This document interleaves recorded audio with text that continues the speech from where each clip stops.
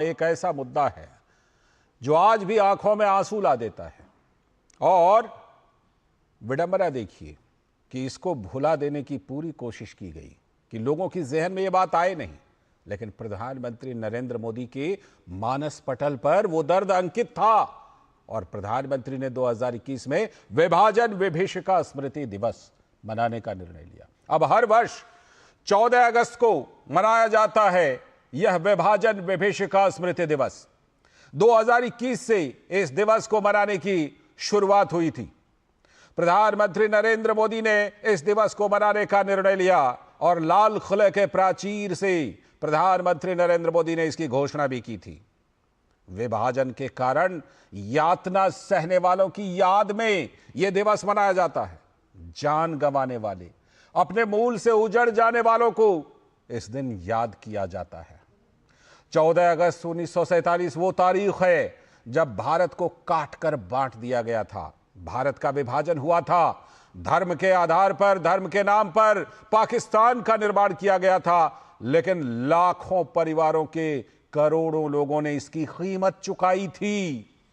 लूटमार, बलात्कार, नरसंहार, ये खुला दृश्य देखने को मिला था कट्टरपंथियों के द्वारा।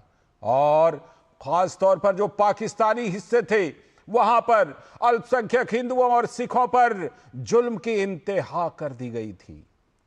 बहुत सारे लोग मारे गए और जो जिंदा बच गए वो सब लोग सब कुछ छोड़ छाड़ कर पलायन के लिए मजबूर हो गए। लेकिन विडंबना देखिए कि भारत आकर भी इन लोगों को तत्कालीन नेताओं से निराशा ही हाथ लगी। लंबे समय तक इनके दुखों के बारे में बात तक नहीं की गई। इनके दर्द को भुलाकर हम केवल आजादी का जश्न मनाते रहे। अब आजादी के जश्न से भी पहले इनको याद किया जाता है। और विभाजन का बीज किसने बोया था? सर सैयद अहमद खान, अल्लामा इकबाल, जिनके बारे में आप जानते हैं, मशहूर शायर सारे जहां से अच्छा। उन जैसे लोगों ने पाकिस्तान के ख्वाब को आगे बढ़ाया, विभाजन के ख्वाब को आगे बढ़ाया। कट्टरपंथियों ने विभाजन के बीज को विषैला वृक्ष बना दिया और मोहम्मद अली जिन्ना के नेतृत्व में मुस्लिम लीग ने पाकिस्तान की मांग पर लगातार जोर दिया और ऐसा जोर दिया, डायरेक्ट एक्शन का कॉल दे दिया। उसके जरिए जिन्ना ने भरपूर खून खराबा करवा दिया। आजादी जिस समय तक मिली थी उसी समय तक तो 2 लाख लोगों का नरसंहार हो चुका था और विभाजन के बाद भी कट्टरपंथियों का मन शांत नहीं हुआ। कत्लेआम मचाया, मासूम लोगों को भारी संख्या में शिकार बनाया और कट्टरपंथी शैतानों के आगे इंसानियत हार गई। समय के साथ उन अत्याचारों की बातें हो गई थी कम, लेकिन अब विभाजन विभीषिका स्मृति दिवस के जरिए उन्हीं को याद किया जाता है। लेकिन जरा देखिए, अब भी यह सिलसिला जारी है। केरल में केरल सरकार ने विश्वविद्यालयों और संबंधित कॉलेजों को सूचित कर दिया है कि देखिए, विभाजन विभीषिका दिवस मनाना अनिवार्य नहीं है। हटा लिया राज्यपाल के आदेश को। राज्यपाल राजेंद्र विश्वनाथ हार्लेकर के निर्देशानुसार विभाजन विभीषिका दिवस मनाना अब जो है अनिवार्य नहीं होगा। हालांकि राज्यपाल जो हैं वो इसको अनिवार्य करना चाहते थे। तो केरल सरकार के इस रुख से तुष्टीकरण ऐसा लग रहा है कि आज भी सबसे ऊपर है। लेकिन प्रधानमंत्री नरेंद्र मोदी, जैसा मैंने बताया कि उनके जहन में वो दर्द मौजूद था, तो लाल किले से विभाजन विभीषिका दिवस मनाने की उन्होंने घोषणा की थी 2021 में और कहा था कि हर वर्ष 14 अगस्त को विभाजन विभीषिका दिवस के रूप में मनाया जाएगा। वर्ष 14 अगस्त को विभाजन विभीषिका स्मृति दिवस के रूप में याद किया जाएगा। जो लोग विभाजन के समय अमानवीय हालात से गुजरे, जिन्होंने अत्याचार सहे, जिन्हें सम्मान के साथ अंतिम संस्कार तक नसीब नहीं हुआ, उन लोगों का हमारी स्मृतियों में जीवित रहना भी उतना ही जरूरी है।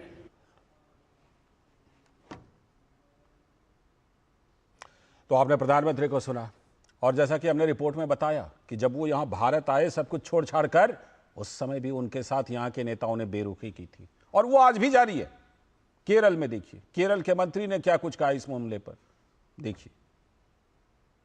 സ്വാതന്ത്ര്യദിനത്തിൻ്റെ തൊട്ട് തലേന്ന് വിഭജന ഭീകരതാ ദിനമായിട്ട് ആചരിക്കാൻ പറഞ്ഞ് ഒരു സർക്കുലർ ബഹുമാന്യനായ ചാൻസലറുടെ നിർദ്ദേശാനുസരണം പോയതായിട്ട് മനസ്സിലാക്കുന്നു.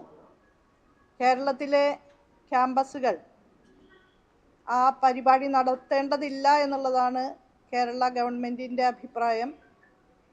ഉന്നത വിദ്യാഭ്യാസ വകുപ്പ് DCE മുഖാന്തരവും DTE മുഖാന്തരവും ഈ അറിയിപ്പ് വിവിധ കലാലയങ്ങൾക്ക് നൽകും. ये बाइट, ये जो आप अभी बातें सुन रहे थे, केरल सरकार की मंत्री की बातें आप सुन रहे थे, मलयालम में ये बात है, लेकिन इसका अर्थ मैं बता देता हूँ.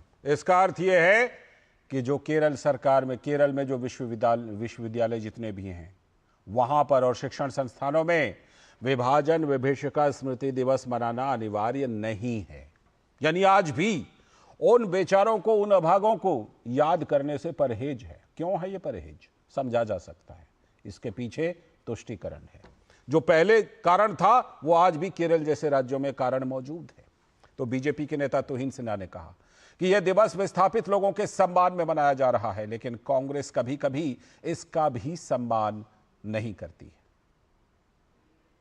विभाजन के कारण परेशान होना पड़ा था. कई लोगों को जाने गंवानी पड़ी थी, कई लोगों की जाने गई थी, कई लोग जो हैं विस्थापित हुए थे.